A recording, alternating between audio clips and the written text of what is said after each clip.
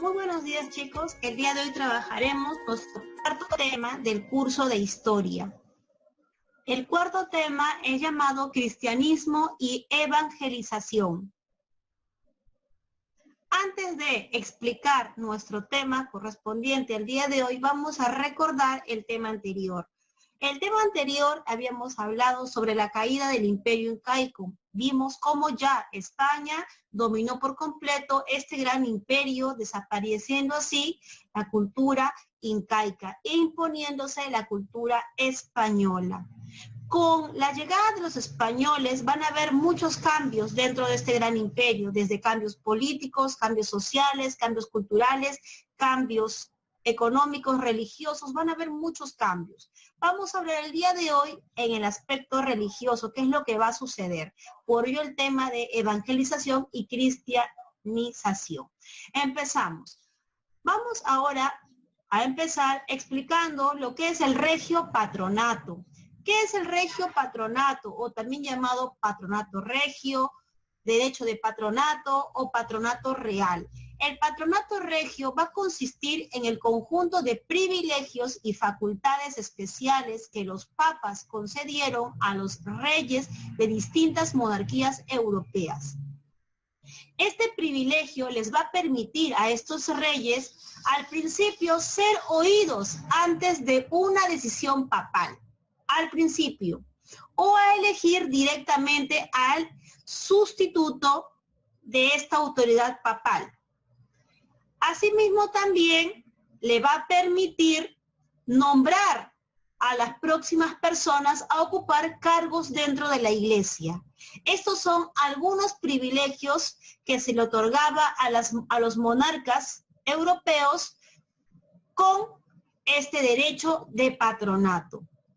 Por este derecho de patronato es que el rey de España, cuando llegaron a América los españoles, el rey de España va a obtener ciertos privilegios, va a poder cumplir ciertos deseos o va a asumir ciertas responsabilidades.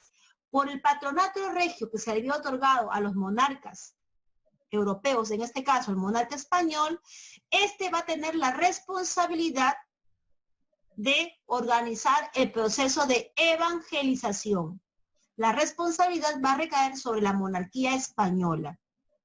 Y el monarca va a autorizar el ingreso de órdenes religiosas a América con el objetivo de que ellos evangelicen o le den a conocer la nueva religión traída por los españoles.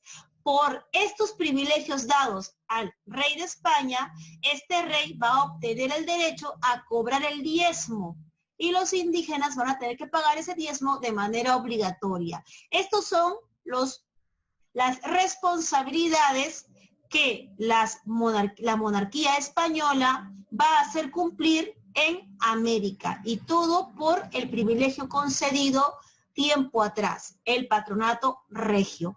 Patronato regio que le permite a la monarquía española a intervenir en asuntos de la iglesia, en asuntos o temas concernientes solamente a la iglesia, como por ejemplo, escoger al próximo papa, dar visto bueno a las decisiones que los miembros de la iglesia tomen, cobrar el diezmo de manera obligatoria, etc.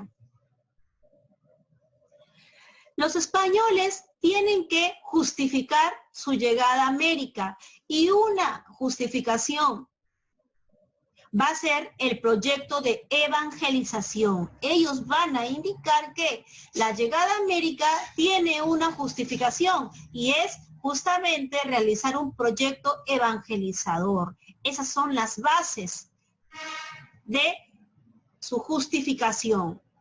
¿Cuáles son los métodos empleados por los españoles? Acá tenemos presente a dos sacerdotes. Según Juan Ginés Sepúlveda, él dice, si los indios no asumen de manera pacífica la religión que traemos, hay que imponer la guerra. Bartolomé de las Casas dice, hay que adoctrinarlos de manera pacífica. Dos posturas, dos métodos. Dentro de América, con la llegada de los españoles y las órdenes religiosas, aquí en América también se había formado ya nuestra Iglesia Católica y tenía sacerdotes propios de América. Estos sacerdotes propios de América, esta Iglesia Católica propia de América, elaboró los concilios, los dos primeros concilios limenses y el tercer concilio limense. ¿Qué indican los dos primeros concilios limenses? Van a establecer la necesidad de adoctrinar a los indios en la nueva religión, pero mediante los métodos pacíficos, y de esa manera desterrar las costumbres andinas para insertar la nueva religión traída por los españoles. El tercer concilio de Limense, ¿qué es lo que va a indicar? Se va a acordar elaborar un catecismo en quechua y aymara. ¿Para qué? Para facilitar el proceso de evangelización. Elaborar el catecismo en la lengua de ellos para que les sea más fácil entender lo que los españoles quieren transmitir y darle a conocer. Y así será más fácil su proceso evangelizador. Los españoles, cuando llegaron a América, consideraron que la religión que manejaban los indios era una religión inspirada por el demonio. Por ello van a buscar muchos métodos para poder llegar a evangelizarlos y quitarles la idea de la religión que ellos tenían. Para esto van a realizar una serie de procesos de evangelización.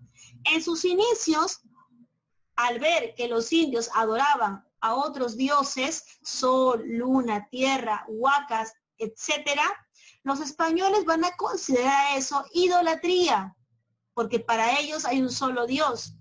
Lo van a considerar idolatría y van a entender que los indios están viviendo en pecado y que la única manera para limpiarlos del pecado es mediante el bautizo. Es por ello que el primer proceso de evangelización se va a realizar mediante el bautizo de manera inmediata. ¿Para qué? Para poder salvar a estos indios, salvarlos de sus pecados, eliminar esas idolatrías. Segundo proceso de evangelización va a ser la creación de centros de enseñanza, creación de centros donde mediante la pintura, mediante el arte, mediante la lectura y muchos otros métodos más, se le va a ir enseñando la nueva religión a los indios. Y el último proceso de evangelización va a ser la creación del catecismo en la lengua indígena, que le va a ser más fácil al indio comprender de esa manera la nueva religión. Estos van a ser los tres procesos de evangelización. Los españoles realizaron, como ustedes pueden ver, aplicaron métodos, buscaron procesos para llegar a los indios a darle a conocer la nueva religión.